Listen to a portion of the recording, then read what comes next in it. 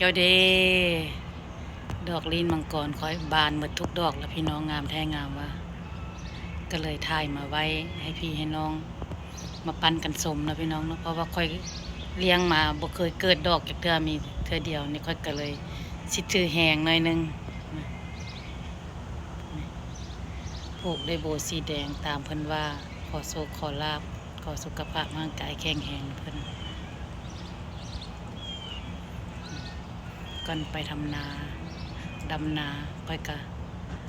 ออกมาขอโชคขอลาภเพิ่นก่อนงามบ่พี่น้อง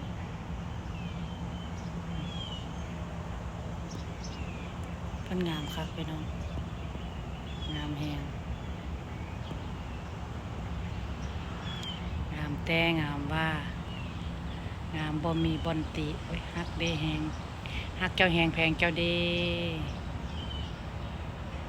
ก็ให้แม่มีโชคมีลาภคือเขาเจ้าว่าเด้อจะออกดอกคำคูณนูนขึ้น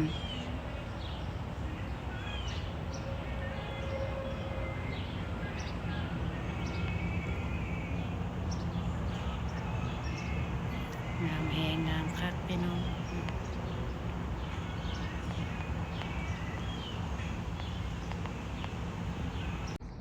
ปลูกไว้ทางเข้าหน้าบ้านพี่น้องเอาฝ้ายมัดแขนสีแดงมัดให้เพิ่นขอโชคขอลาภ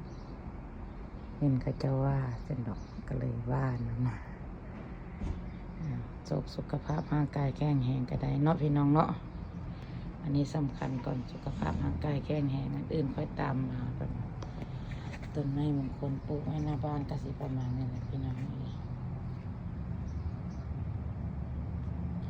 หากระหูเลยพี่น้องเราจักเป็นมากแล้วมันเป็นดอกแล้วมันเป็นมากนี่ต้นนี่มากเลย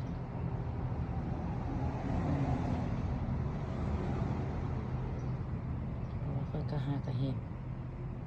เพราะเป็นมากอันนี้ซะบ้านเต็มที่แล้วพี่น้องมานี่เป็นบ้านเต็มที่งามไรบ้านเต็มที่แล้วมันจะไม่มงคลทางเข้าหน้าบ้านก่อนสิประมาณนี้แหละพี่น้อง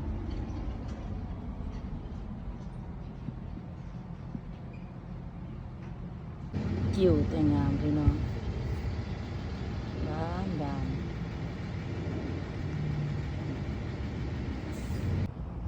จังแม่นเจ้างามเด้ออกดอกแล้วก็บานให้สมมันนี่เป็นน้องบานแล้วพี่น้องมันนี่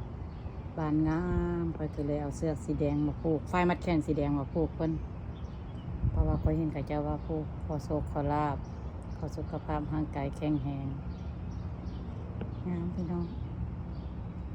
เดี๋ยวว่าคอยเด้อคอยหักแหงคอยแพงหลายเพราะว่าต้องไปคอยอันนั้นมาคอยก็บ่เคยเห็นเพิ่นออกดอกที่สมเนาะแต่ปลูกมาหลายปีแล้วพี่น้อง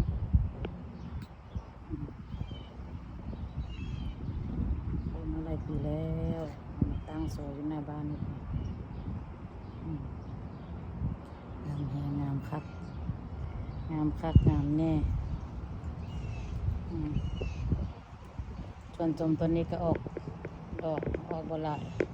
เพราะปีนี้ฝนตกดีโพดแล้วดอกมันก็บ่จับปานใดต้นไม้ก็เลยตกปานใดงามวันนี้พี่น้องชมนำกันเนาะมีของสวยๆงามๆไปยังให้พี่ให้น้อง